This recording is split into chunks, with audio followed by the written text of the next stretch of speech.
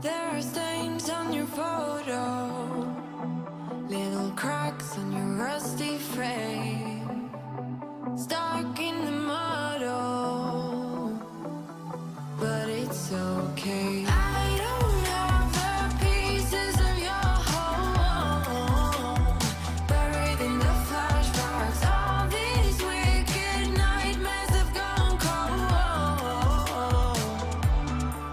Now we go way, way back, as far as way back goes. Still standing by your side. You know I'll be right here when all the monsters come. Oh, I've got you.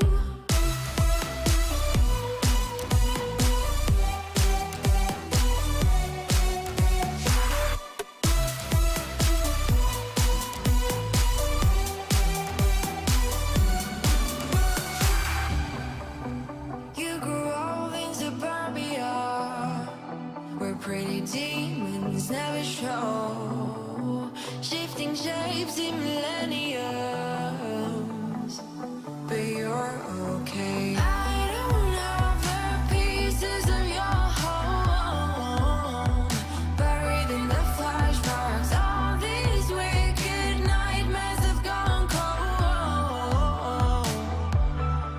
Now we go way, way back, as far as way back goes. Still standing by your side. You know I'll be right here when all the monsters come.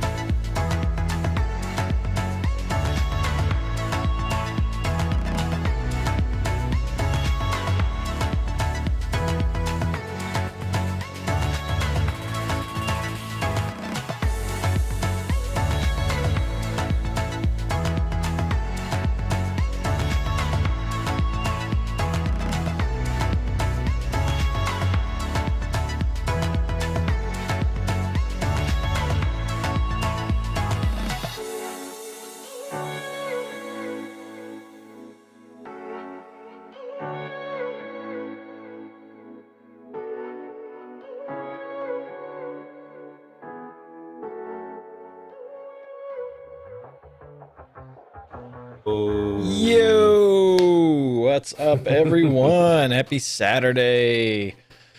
How you doing, Patrick? I'm all right, man. What about you? Happy my internet came up yesterday. I know, right? I know. Alex in the chat, he was like, I wasn't expecting the stream today. And Patrick kept asking me, is the stream canceled? I'm like, I'm waiting until Saturday morning to call it.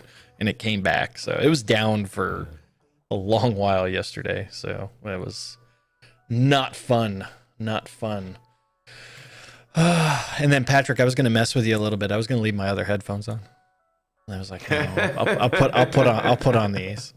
He was going off how he likes his Beats headphones. I'm like, you do you, man. Like, whatever. Then he changed them. So, all right. Welcome everybody. Welcome everybody. We made it. If you are new to GuineCube or the live stream, put hashtag new in the chat. We always love seeing the new faces, seeing all the new folks. And we had a couple new members during the countdown, which is not usual. So thank you, Pradeep and Eric and Etney. I hope I'm pronouncing that right. Thank you for becoming members. Greatly appreciated. Speaking of members in general, we do love the support that you give us. You help us do what we do here on GuineCube. You can check out the link on the screen or hit the join button down below just to see what it's all about. No commitment. We just love just having you on board. If you see folks with a green name or the GuineCube icon next to their name, those are members of GuineCube, so very much appreciated. Ooh, Paul Turley. Paul, how you doing? Are you joining us from the mobile bus? Been loving the items that you've been throwing out on YouTube for that. So new, let's see, we got where'd they go? Why is my chat not scrolling? There we go. Let's see, Andre's new. We've got Dipsaka, probably pronounced that wrong, Kavi. Greg and Chewy are vintage. Zayad's new. Andre's new. Philippe is new. Divyaja's new. What else we got? Manolo and Olan Raju is new. Awesome. Can't pronounce that name. That's new. Welcome, everyone. Welcome. Great to have you on board. All right. Questions. If you have a question, please put Q: in front of it. Chatmaster C is standing by to queue those up. Please only submit it one time. Do not spam your question. One time's all you need. We get it queued up, and we get to as many as we can. We don't get to all of them. Apologies for that. So we will get through those.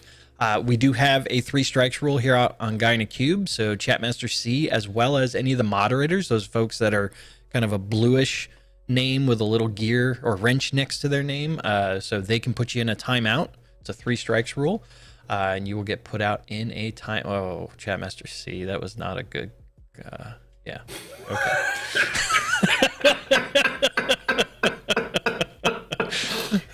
Ooh, 3 strikes. That's what that was. 3 strikes. Okay. I'll take it. Triple X, man. Boom. There we go. She's talking about the movie, man. She's talking about Vin Diesel, right? It's going to be Vin Diesel. She's talking about Vin Diesel. Yeah, that's what we're talking about. She's texting me on the side. She's like, I don't get it. I'm like, just wait for it. It'll come to you. Oh, all right. So, so Q question or Q: in front of the question. We'll get them queued up. Members, please hold your questions until the second half of the stream. We will be doing a members only chat where everyone can watch the stream, but only members and moderators can participate in the chat. Chatmaster C will let you know when to get those questions in, and she will clear the queue and have them come in. So, Matthew, did you see Matthew? Yeah, I did see Matthew. That was funny. 3 strikes and you're out. For all those that know, that's a baseball reference. For those that aren't familiar with U.S. baseball, I know we have a global community here, but 3 strikes is a baseball term. Alrighty, Patrick, are you ready? Did I miss anything? Yeah. I think I covered everything. Oh, let me get rid of that. Yeah. All right. That was funny. I think we're ready. Yeah. I just saw it in the chat. Susan says she doesn't get it either. It's okay. It's okay. It's okay. Just letting that one go. Chatmaster, she's like, I get it. They suck. I was like, All right. Let it go. Let it go. Three strikes. We were talking about Vin Diesel. That's what we were. Yeah. All right. Gavin Clark just became a member. Thank you, Gavin. Good to have you on board. Good to have you on board. All right. Let's go to the first question. Akshay's got a question for you, Patrick.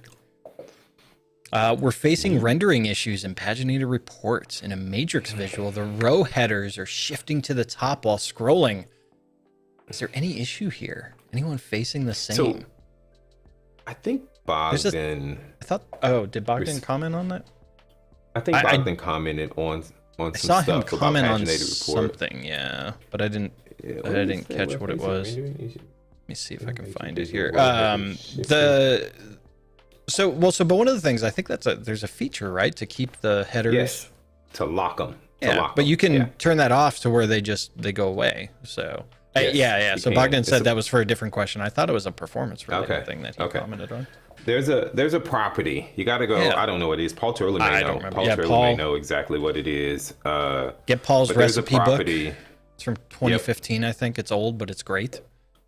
Still applicable. Yeah. Still applicable. Love that book. But there's a property for the matrix somewhere where you could stop it from scrolling. Yep. Somewhere in there.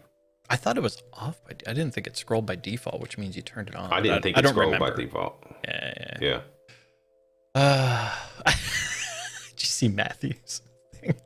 I'm just not. No. It was funny. So he said, true story, we're trying to recruit Vin Diesel because, recruit him onto the Power BI cat team because he's bald like Adam and Patrick, and we figure he can teach him Power BI stuff. Hey, Bogdan's in the crew also. Yeah. All right. Vin just had a new movie come out. Dax Fast and Furious. All right, moving on. And Finland. That's right, Finland. Bogdan. And Finland. Yeah, that's right. But he went away to some baseball games, so I talked to him yesterday. He's back. He's back. I know. Back. I actually have to follow up with him on something. All right. Good question. All right. Let's see here. Hi. Good morning. We've recently migrated reporting services to paginated reports. Wow, a lot of paginated questions. All right. Wait, where is it? Having the data source as MySQL analysis services. They seem to be very slow in paginated report DQ mode. Having gateway models optimized. Yeah. Go for it, Patrick. Oh no, Bogdan. This is the one Bogdan. This is the one Bogdan. We're working on. Yeah, they're working on something to make them faster. So there's some things that happen behind the scene with bootstrapping and things like that just kind of to slow down a little bit. We're working on it. It's gonna take a little time though, so not like super long, but it is being looked at. I don't know the timeline. That would be a Bogdan or Chris Finland thing. Yeah. Hopefully not like super long, but yeah. Good question. So stay tuned on that. All right, any other paginated questions? Oof. Yeah, they're coming. Here's another one for you. Here's another one for you from Benjamin. Row level security. How do I block all data for people I've not assigned to a role in case I forget to assign people to a role after adding them to an app? Because you know how you have to assign people to a given role. But if you add them to the app, you want to block them from all the data. Well, so if they're not in any role, they are blocked from the data. Yeah, they're blocked. They won't by see default, anything, they're blocked. Right? So usually what I see people is they will have like a catch-all for other folks that don't fall into that role, like everyone else, in a given role, so that they can at least see data. But if you're not assigned to a role, then you won't see data. Yeah, if RLS is configured. Yeah, you'll get the error saying, hey, you don't have permission to see the data. Yeah, if RLS is configured, I add Adam, I don't add Patrick. When I try to hit the report, I won't see it. Yeah. Yes, that's the default behavior. Yeah, you shouldn't have to do anything. Yeah. So it should be good to go. Unless you give them elevated permissions in the workspace. Yeah, so they have to be have to be like in the viewer role. So like if they have if they're like any of the other roles, admin, member, or contributor, RLS doesn't get applied to them at all. So, Right. but if they're coming in, You if got- they don't have access to the workspace and they're just coming in with the app, it should be fine. Fine. Just don't elevate them up in the workspace. Yeah. Who's- Yeah. who So got- he who was saying he asked that thought it was the reverse. So Who yeah, asked that nope. question? Yeah, it was Benjamin. So That's a good question. That's Yeah, a good so he's- question, Benjamin. yeah, so he said he thought they'd see everything. Nope, it's the Yeah. reverse. Yeah, It's don't the do reverse. anything. I Because think that would somebody's be close. that would be a bad thing if they saw it Yeah. by default. All right, let's see here. Yogesh, is it okay to have 10 fact tables in a single data model? It depends. It absolutely depends. It absolutely depends. Right? I mean, if you're using them to tell the story for whatever problem you're trying to solve or whatever reports or dashboards you're trying to create, maybe. But if they don't all relate, like if you have little islands of data, I have this fact table that's not related to any other dimensions, and it's on its own, maybe it's easier to manage it in separate data models. But it absolutely depends. The it depends also absolutely comes depends. from the fact of like, look, do you have a really small model? And it's like Yeah, just tiny, yeah. and in which case I don't care. Like, are you seeing performance problems as a result of it? Or is it performing fine and your users are, ooh, sorry, dropped my fidget spinner. Yeah, so I mean, maybe if it's a really large model, that may be where, like, do you need all of them for given report scenarios, or what Patrick said, can you split them up? So it just really depends on that. That's a good Generally question. though, That's a- like if it's just a small data set, chances are it's not gonna be a problem. So play around with it, see what your user experience is, and go from there. Look at Kevin Arnold's. What do you say? Hopefully, it's not a fact table per year. I have and Kevin, the bad thing about you that. saw one of comment those. is- You saw one I've of those. seen That was I've horrible. seen it. Oh my gosh. Oh, that was so bad. I saw that. I don't even remember what That's that a was, true but I remember story, you Kevin. told me that, and they like had one for each year, and they were trying to do like a Yes. pivot or something on it. Oh I'm my like, god, what are Kevin, you that is a doing? true story. That is a true. And true wasn't story. like each of the year tables, like they had a different column for each month or something like that? It was They like, had a different column for each month, and because they had each month pivoted. They had each month pivoted across the top. Yeah, it was awful. and I think that was one of those encounters where they're like, they commented when we started questioning on that. Their comment was, "Oh, you guys don't know how to work with data."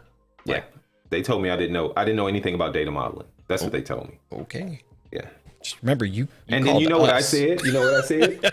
Why are you calling me? Yeah. Why are you calling me then? Oh man. True stories from the trenches. Yeah, true story. True stories. All right. Oh, yeah. What the French toast? There you go, Chewy. There you go, Chewy. Exactly. All right. Let's see here. Is there any trick available to conditionally highlight the rows in a matrix visual? And is this feature in pipeline for release? I mean, you Where's Will can. Thompson at? I don't know if he's A given row, though, the entire row, right? Oh. The entire row, not just a column. The entire row. I mean, you could set up rules for it, but no, but it wouldn't. Yeah. So the entire row. I don't think you can. Like if I had one column that met the condition, just highlight the whole row. You can do that in paginated reports. I'm just saying. Yeah, because the conditional I'm just format's saying. based on it'll be for the given like cell, not for the whole row. Yeah, So yeah, if yeah, you have yeah. 3 columns and one of them is conditionally highlighted, that doesn't mean the rest of the row is going to be highlighted. Wait, Alex posted something about row banding from Sql Bi. Oh, that's right. I forgot about that. Damn. What is that? I'm clicking that link. Wow. You know what's funny Row. is Marco's in the chat and Alex beat him to it. Oh, That's I nice. never read this before. Yes. Go check that out. Okay. Go check All that right. out. I'd have to look at. I don't know about. I remember reading this a don't know while about back, this. but I don't remember the details. But that's worth checking out. This is back in 2020. So, I gotta go read this one. Okay. 2020 was so long ago. Marco said I forgot about it. Yeah, I know, Marco. That's do the same thing all the time. Like, sometimes I search for something and I'm like, back when I did blogs and I find a blog, I start reading. I'm like, man, this sounds really familiar, and it's like, oh, I wrote it. That's why I write them, because my mind is direct query, not import. I don't cache things. So nice. Yeah. Yes, Matthew. It was. It's the year we wish to forget. Back in the old days. Yes, Raleigh. That's funny. All right. Moving along. Well, there you go. Hopefully that fixes it for you. Kartik. We have JSON data, and we're planning to store it in Azure Data Lake Gen 2 as Parquet, and then bring it into Power BI and do ETL. Is it a good idea to bring it into Power BI directly, or should you use Databricks for ETL? If you have enough time to do your ETL, go ahead. It depends. Sorry. Go ahead. If you can afford, if your end users, if you don't have these extreme requirements for real-time data and getting it every 2 minutes or anything like that, do it in the source. Do as much extraction and transformation and of that data as you possibly can, then just load it in the Power BI. All right. I had to do this morning.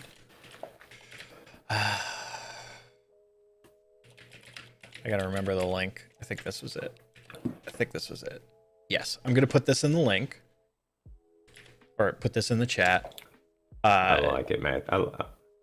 Go check out Max's Rosham, or Matthew Roach. Roach's Maxim. Sorry, I got so Alex's comment. Matthew did a whole blog post on it. Go read that blog. I sent that to someone earlier today, and I always struggle trying to find that blog post, so I just did a quick link on GynaCube for it. So I was like, there you go. But I want to say this: I'm not discounting the power of Power Query. Right? Yep. Power Query can do some amazing things, as you guys saw in my wonderful video this week on buckets.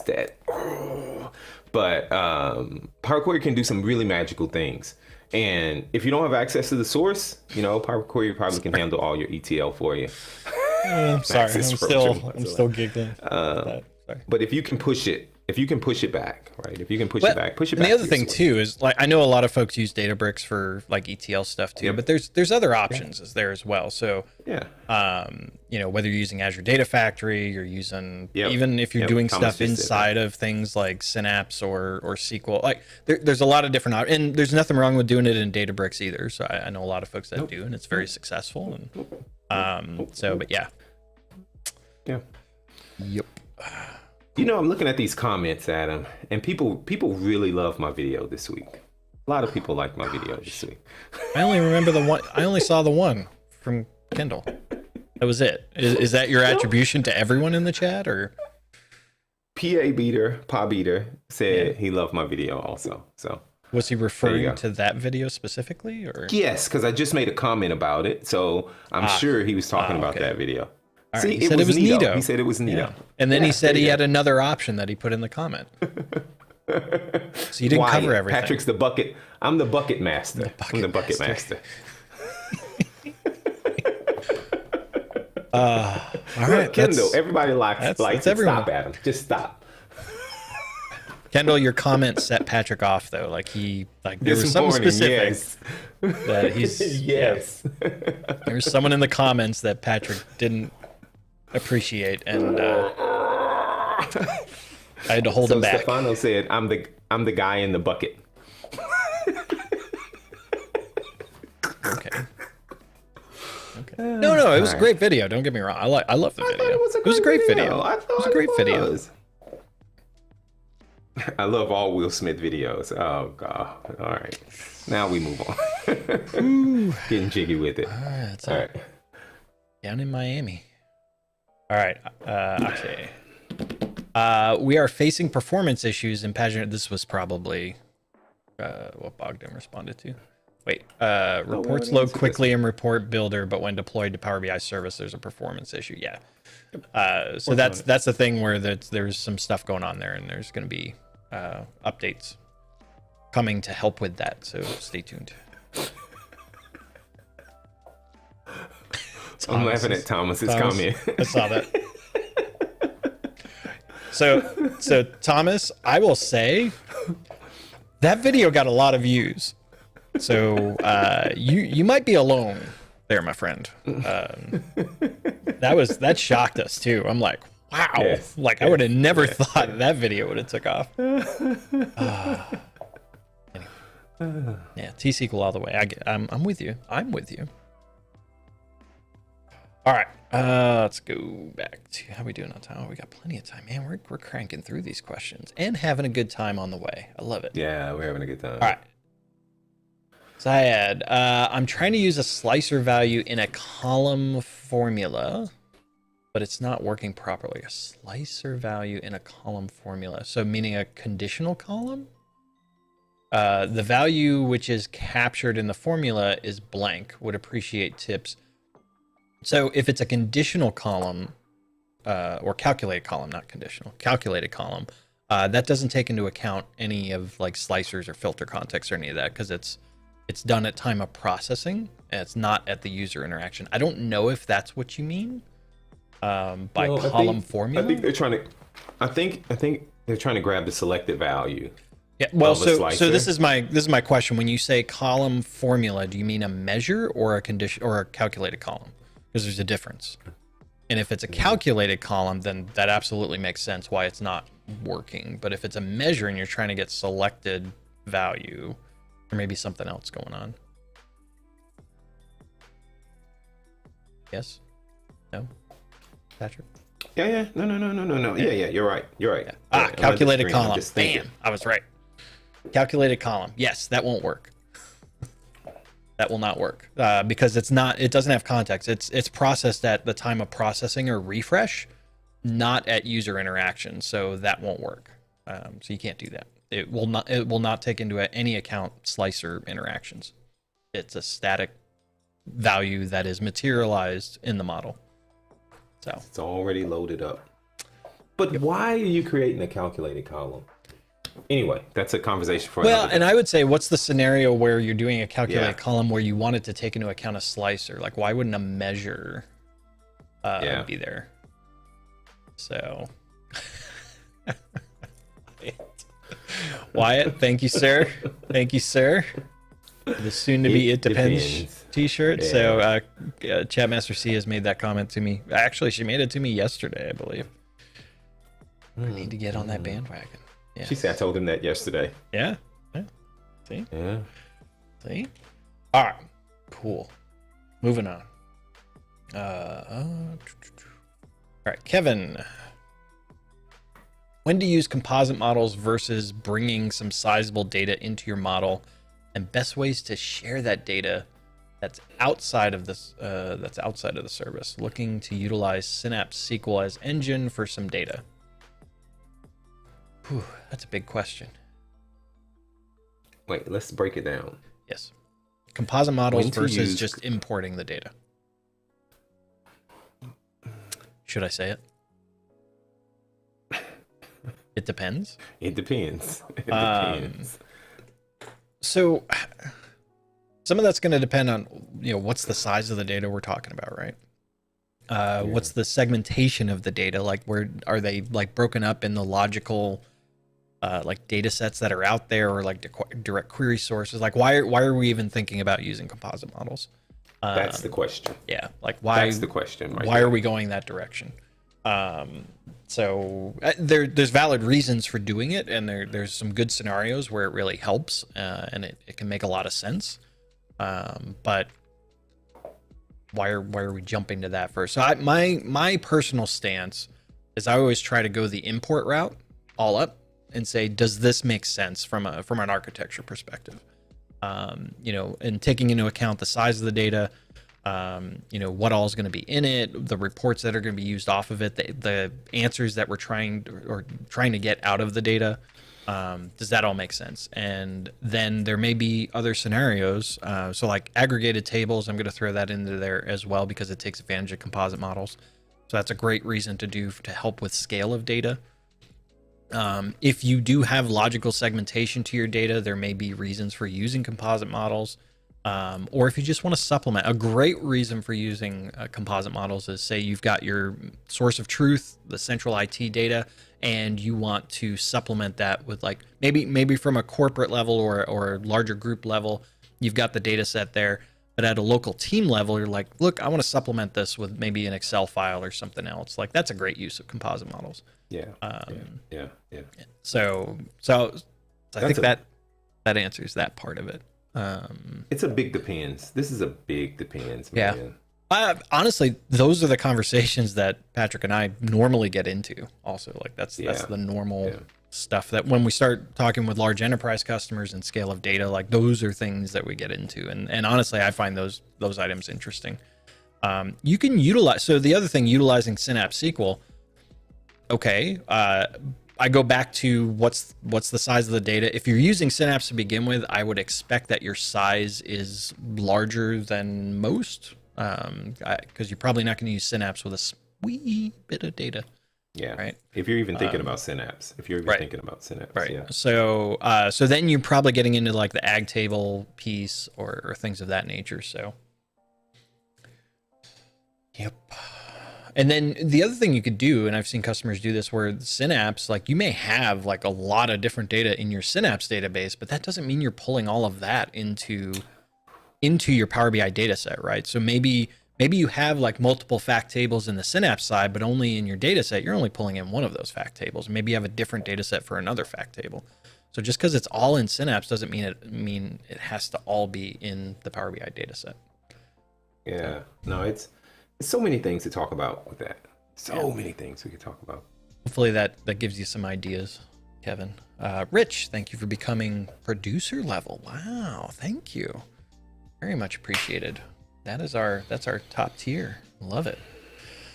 All right. Let's get one more in before the cutover. I bet we can do two. I bet you we can do we two. might be able to do two. Let's do this. I need to learn SQL queries. What's the best way to learn? Could you please suggest me the way and resources? I think Itzhak Ben-Gan has if I pronounce his name right, he has a T-SQL Fundamentals book that I read so long ago. Yeah. I would recommend that book. Yeah. Also check out, so I'd recommend Brent Ozar's stuff too. He has great things, but I don't know that he's necessarily got like T-SQL. Like he's got like query tuning and things of that nature, but I don't know if you're trying to get started with SQL. I don't know that he focuses on that. I'm just talking about basic. Yeah. Itzhak's book is good. Yes. And what's that? There's a website. I don't know. That book, that's a good book. I don't have it anymore. Yep. That is a good book. Yep. All right. Let's get one more in. Here we go. Can you make some videos, Power BI combined with Visual Studio Code?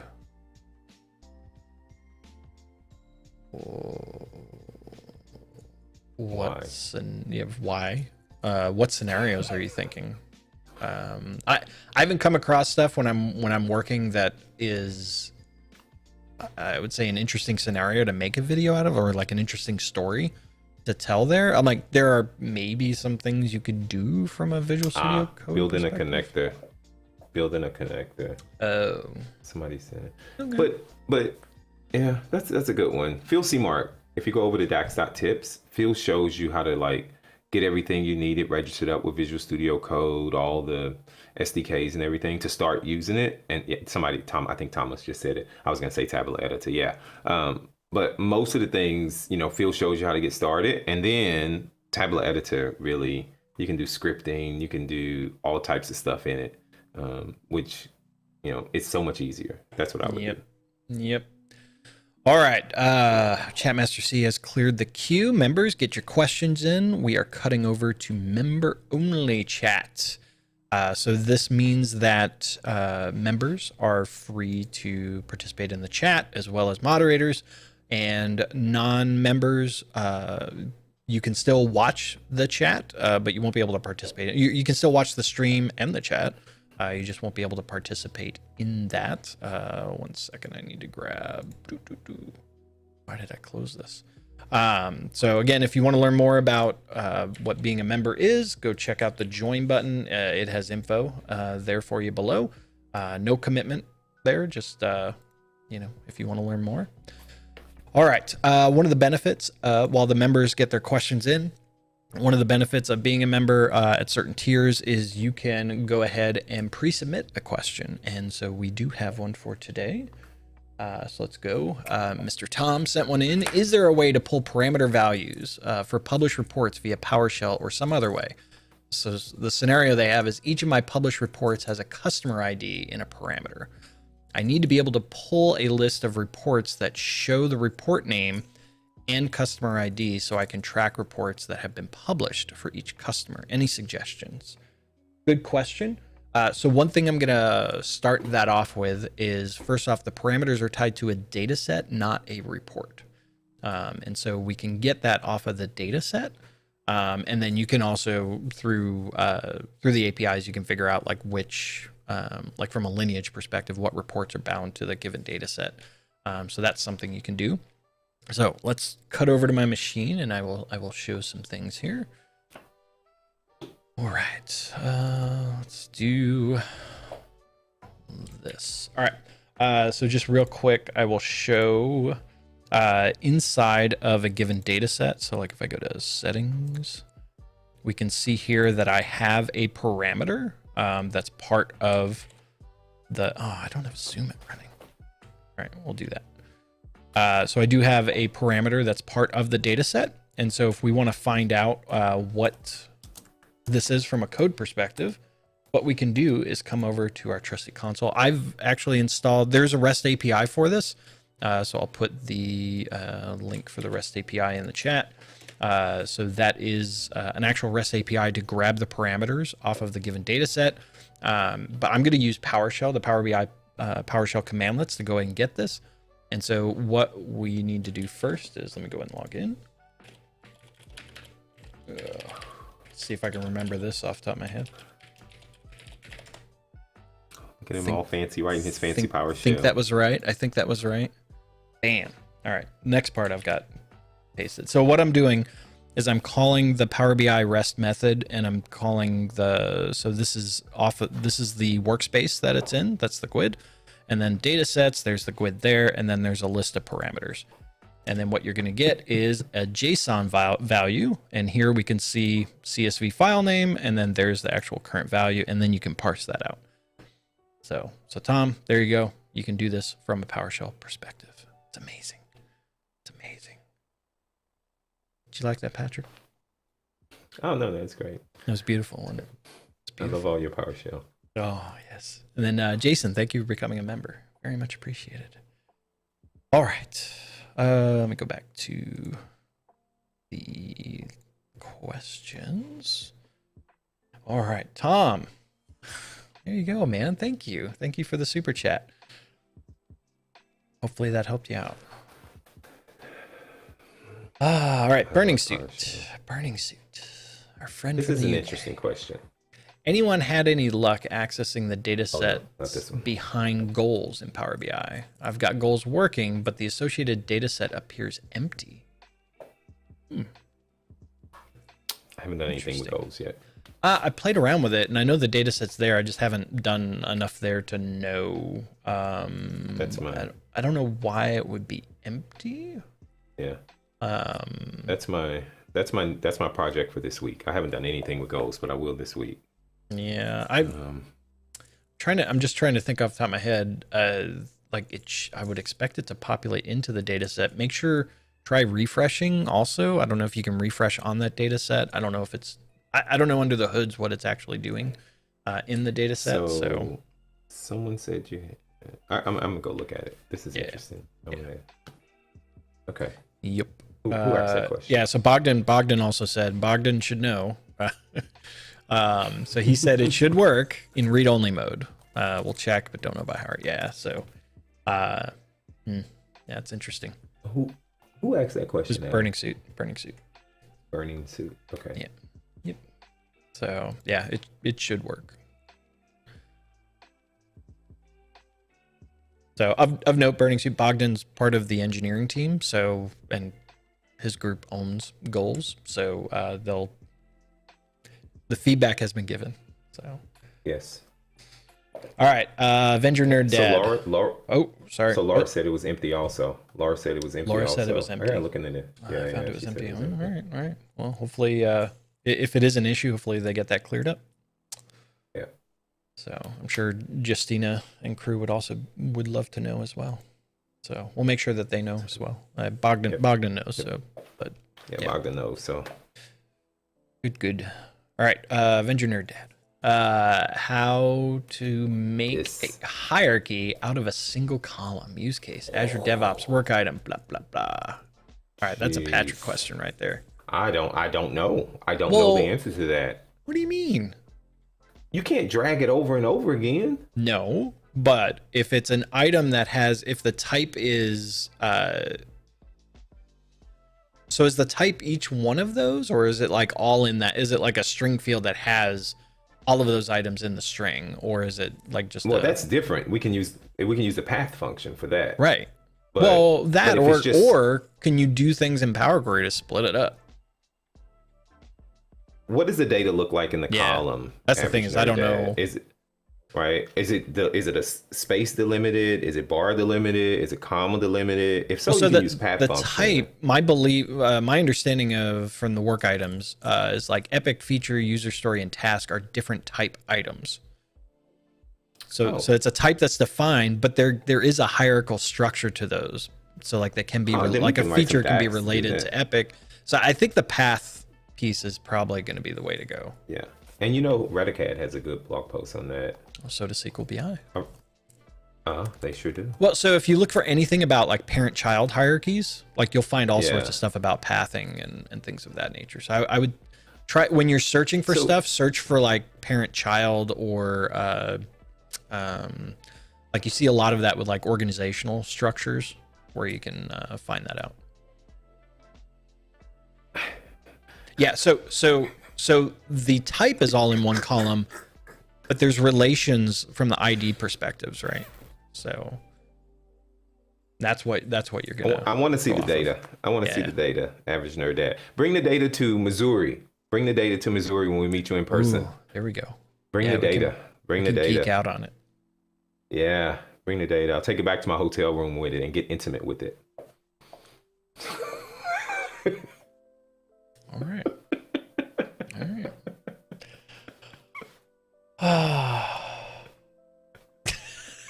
Matthew, I know Azure. I mean, I know a little. I worked in TFS, so like I understand. Oh boy. All right. Kendall. Kendall's becoming a Power Query junkie. He is. Welcome, Kendall. Are there any great resources on creating custom connectors? Hey, Alex. There's a GitHub. I don't know, Alex, if you already put that out there. Matt Mason has a. Yeah, Matt Mason. Well, so yeah, the GitHub has got like samples out there. A ton of samples actually. They put in a bunch of items. I don't know. It's I want to say it's like GitHub / something custom connectors.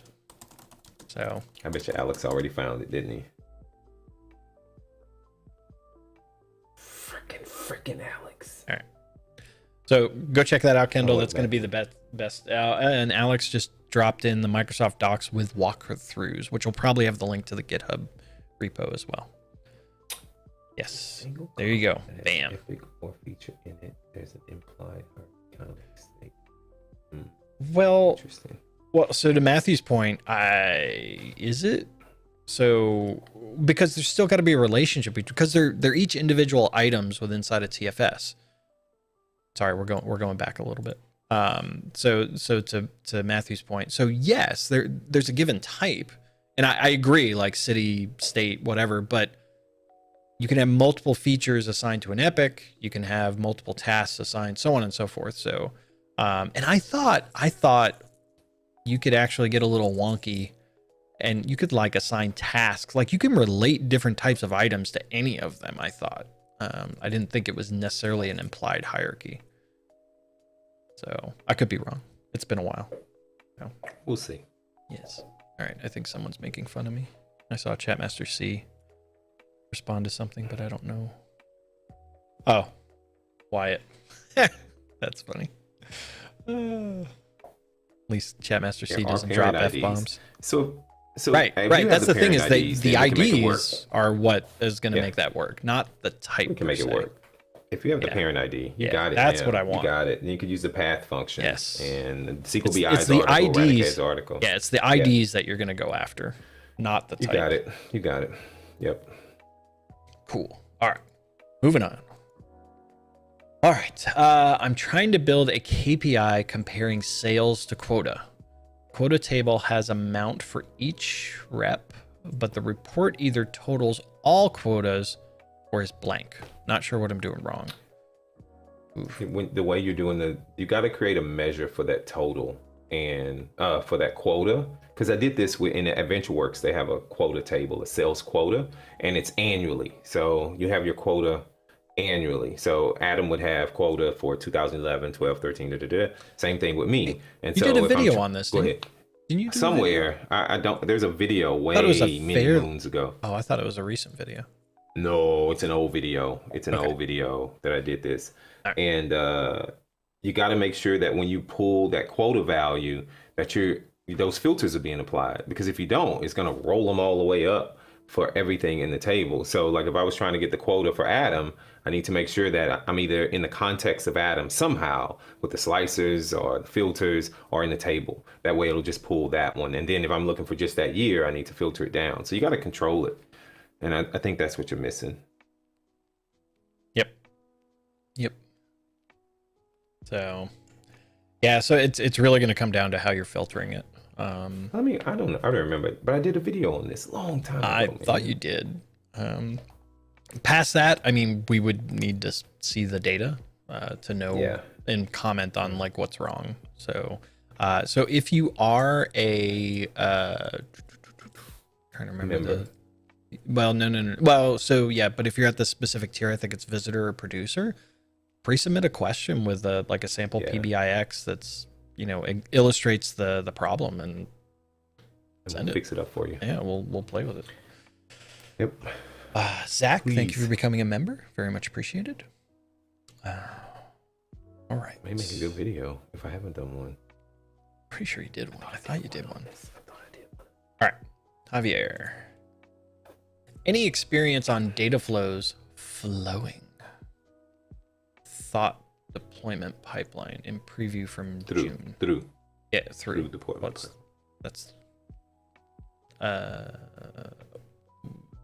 So I haven't done it. I know it was enabled, and I know how it works with data sets and whatnot. So I don't know, if there's anything more specific you're looking for there. It should work. So typically the way this works in deployment pipelines is it doesn't move the data, it moves the structure, like the metadata. And so based on some of that, there may be refreshes that are required, depending on what the changes are. So be aware of that. I don't know what you're, if you hit a problem, typically, if you're asking a question like that, you hit a problem. Or you're seeing something that you didn't expect, but I don't know what that is. So I would say the metadata is what moves, not the data, and you may have to refresh based on what the metadata change was. So be aware of that. So cool. All right. And then Javier, I just saw you just said a video on how to use parameters. Are you meaning I don't know if that's related to the question that I just pulled up in terms of using that in the context of deployment pipelines. I did do a video on deployment pipelines where I talked about how to use those items. Data flows wasn't out there yet, but the general sense is there. So definitely go check that out if that's what you were commenting on. It's a good video too. Not as good as your bucket video though. Or the Python video. Oh my gosh, the Python video. Oof. All right, Jay. I'm trying to learn DAX. So it's too dry. Is there a way I can make it more fun learning DAX? Get an exciting data set. I mean, I like playing around with that. So I don't know, man. The only way that I was effectively able to learn DAX, Phil Seamark has a book, and Marco and Alberto have a book, and between those two books, that's just the best way. I forget the name of Phil's book, but I got it on my e-reader. That was Intro to I got it DAX. on my e-reader, and I went through Phil Seamark's book, and then it was kind of like a primer for the definitive guide. And so I went through that book, and then I started going through the definitive guide. And to be honest with you, I think it's chapter 4, chapter 5 of the definitive guide, where they talk about evaluation context and row context and stuff like that. That is a pivotal chapter. Go ahead. I 100% agree with you. The whole evaluation context concept is that pivot. It was the pivotal moment for me as well. However, that doesn't make it not dry. Well, I can't help that part. No, right? I know. I can't help that part. And then I put a video out. Can't make it a little spicy. Can't. Well, that's what I'm about to spice it up. Okay. So I put a video out, taming the beast that is DAX. Yes, taming the DAX beast. Go watch that video. I'm telling you, go watch that video. It is not dry. It is not boring. It is rather exciting and riveting. It's going to keep you on the edge of your seat. That's all I'm saying, right? and get a good data set that makes it fun. A wonderful data set. And I think some of that too is like when exploring things and learning things, like if I have like a goal that I'm going after that I'm passionate about, like sometimes that makes it more interesting and less dry for me, because I've got more incentive to like learn it, as opposed to just forcing myself like, oh, I got to learn this today, but like I have no necessary interest in it. It's just something I have to do. I don't know if that's the situation you're in, Jay. But that may be like trying to find some goal that gives you that inspiration or motivation to go do it. That may make it a little more spicy for you. Okay, one more thing, right? When you're learning it, build it. I think that's what Adam was saying. When you're learning it, don't just read these books, right? Follow the examples, because I can read the DAX book, the definitive guide, over and over again. If I don't do the examples, I ain't gonna learn. I do agree with Bogdan. Oh, wow, you used it. I did. I think that was the first time. I did. I used it. Wow. Good job.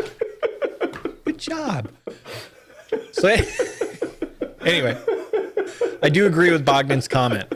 Marco's book is probably not where you should start if you're just starting to learn DAX. No. You should not start there. No, that's not what I said. That's not what I said. Phil's book is where you should start. Phil's book is where you should start. Also, Phil worked on the new Learn module as well, the DAX Learn module. So I don't know if you put that out there or not. Yeah. I forgot about yeah, that. I think he put the link to the book in there, the beginning DAX. But there's a Learn module as well that Phil worked on putting it to. Look what Bogdan's saying. No. Bogdan, he beeped himself. We have our own beepers. We can beep. Normally, Patrick's been known to actually just say the word without bleeping himself. So the fact that he actually used the bleeper was a milestone. Hey, but I have a new toy. It's way over there. I can't show, but I got a new toy. It's actually the same toy. It's just a bigger version. But it's big. It's a big version of it. It's big. Yeah. That's how we roll. You're from Texas. I live in Texas. Everything's bigger in Texas. That's right. Everything's bigger in Texas. Cool. Here we go. All right, Alex. Patrick, my users love big flat tables. You know what, Alex? Oh, he's trolling you. How can I make Excel generate DAX instead of MDX? That's a troll if I ever saw one. I'm just not responding to that. I'm not responding to that. I'm just not responding to that. Tell him to talk to the Excel team. I think he works. I think he knows some people. Question, though. I think Alex knows people, and he can go talk to people. Tell him to go talk to someone that could fix that for him. All right. Just so you know, Alex is jesting with us a little bit. Alex knows the answer to that. All right. Alex, oh my gosh. Oh, that's funny. All right. Alex is having a little fun. I know. I hadn't talked to Alex in a while. I hadn't talked to him in a while. He misses you. We talk about you all the time. Christian, what would be better, writing a native query statement? Oh, don't do that. Or importing the DB data and selecting the first step, selecting as a first step the needed columns. I think my my reaction mid question probably answers that. Okay, go ahead. Let's go back. Do you have access to the database? Do you know someone that has access to the database?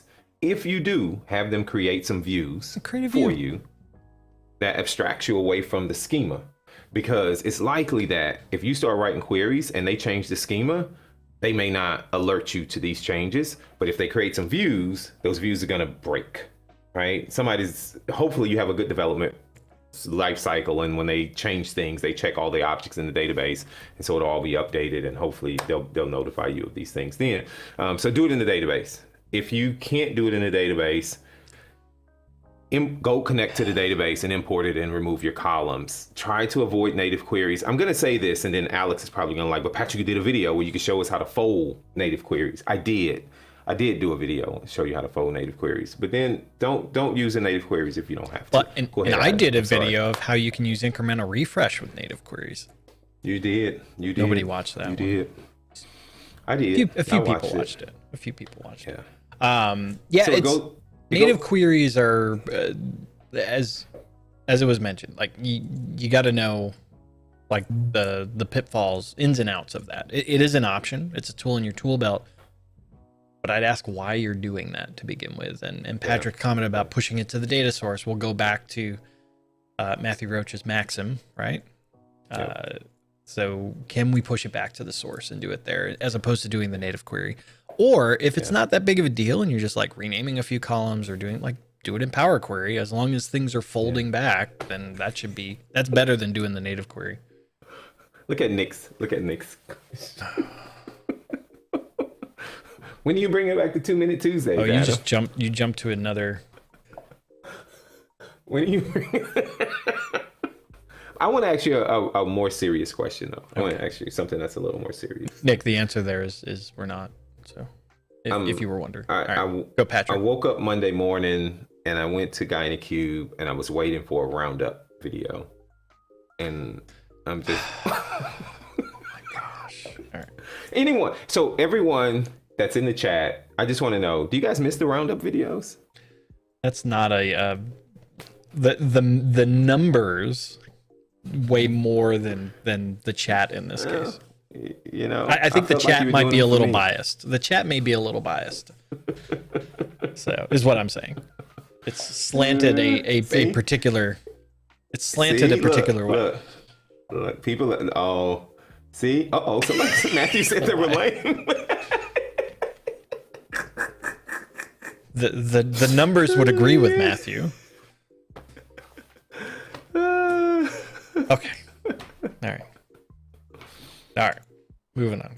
Klaus. The numbers don't lie. Don't lie. How many different SQL servers can one connect to in an import mode in Power BI? That sounds like a start to a joke. I don't know how many. I don't know the maximum. I mean, number. You can connect to a bunch. I don't know the maximum number. I'd love a hypothetical of how many are you thinking? Like, are you thinking 1,000? Because that might be extreme. Although technically it probably would work. Yeah. Also, it depends. Like, how long are those SQL items coming back? I don't know. I like average nerd day. A lot. I mean, you can have a lot of data sources. It doesn't necessarily matter, right? So, I mean, you can connect to a bunch of different data sources. Yeah. See, Paul totally misses the roundup. I know. How many databases you got? A lot. But Nick's serious about the 2 minute. He's really serious about the 2 minute videos. He put another comment. He goes, they're quick, they're precise. Yeah. So what he's saying, Patrick, is you talk too much. That's what he's saying. Yeah. Because I mean, I can't. It's hard to make those 2-minute Tuesdays. It's hard to make those videos, man. It was hard. I remember when we started those 2-minute Tuesdays, I was like, Patrick, I got this idea. He's like, what? I'm like, we add another video. And he's like, what? So we, anyway. All right. So for the SQL items, like you should be fine. Whoa, what? Only so he one? said, no, I've absolutely connected to more than one SQL database in a Power BI desktop file. That is not a true statement. No, you can connect to multiples. It's fine. As long as you like have network access to them and have the credentials, you can connect. 5-minute Fridays. Geez. Oh my gosh. I love you, Nothing chat. in life that good is easy. That's good is easy. Yes. Yes. So true. Okay. All right. Keep going. Debug. There is a requirement from the end users that they want to have report templates where they can create the visual in Power BI service. Is it achievable? Yeah. Well, you can have report templates. Personal. Well, hang on. In the service, though. In the service. Yeah, so if you want to modify the visual that's already been created, then personalization of visuals is a way to go about it. Yeah. You have to enable that inside of the report. And then you can even do a perspective, which limits the amount of data they can see. I did a video on that. Did a video on that. So that may be what you're going for. So the template itself isn't going to have any data, right? And that's for Power BI desktop. And so that's a great way if you're trying to get a corporate template or something like that out there that can be reproduced for some consistency. That's a great way to go. So yeah. Nick asked, Nick's following up. Can you personalize in apps? Yeah. Yeah. Sure you can. Yeah. Sure you can. Yeah. You can do it. So in fact, oh my God, this what? 2-minute Tuesdays, 30-minute Thursdays. Yeah. 60-minute Saturdays, and then look at Matthews. I love the chat. I love the chat. Oh my gosh. So I don't have an actual demo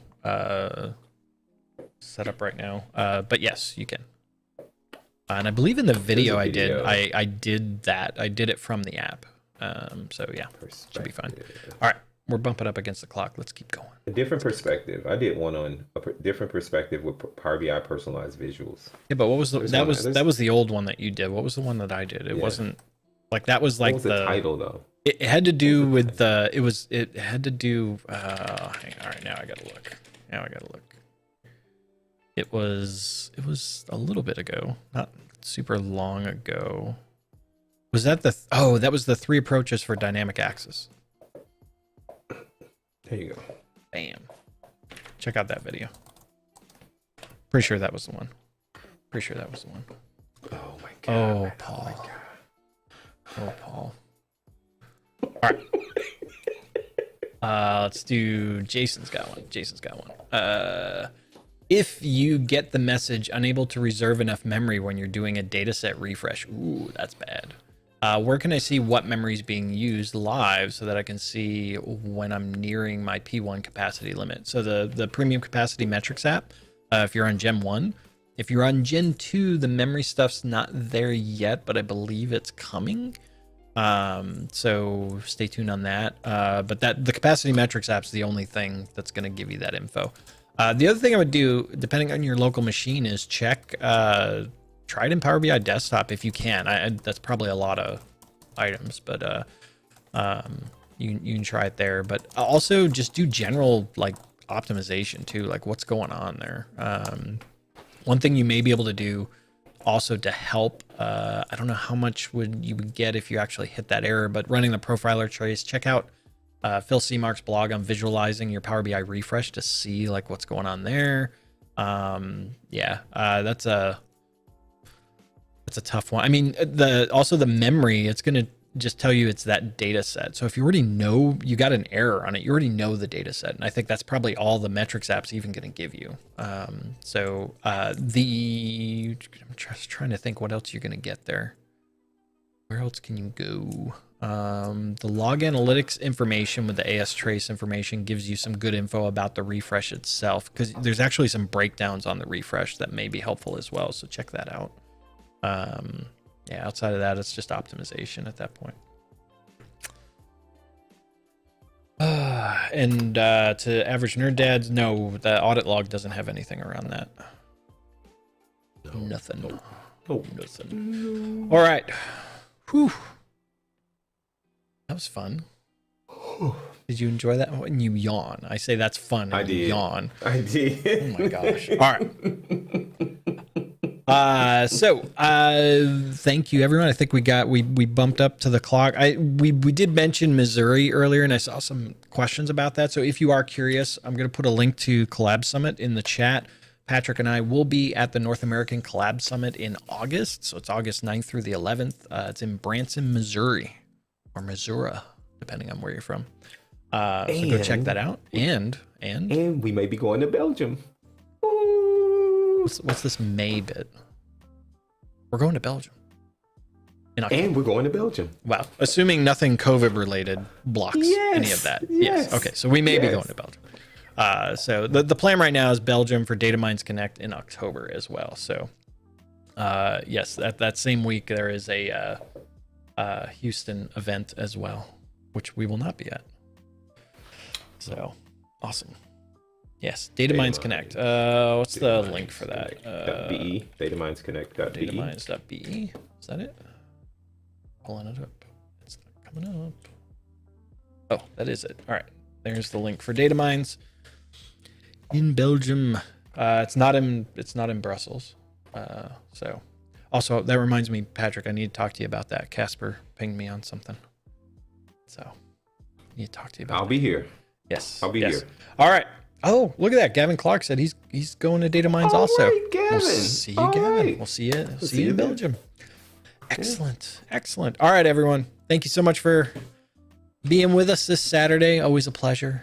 Great chat as always. Oh my gosh. So I've got to go talk to Chatmaster C after this is done.